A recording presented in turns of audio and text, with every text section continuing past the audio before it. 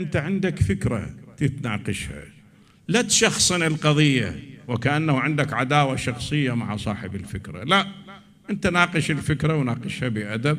بعدين أنت إذا تشخصن القضية بالتأكيد ما راح تحقق الهدف. إذا الهدف هداية الشخص في نظرك، طيب هذا أنت إذا أسأت إلى بالأسلوب وراح تعزل عنك بالتأكيد.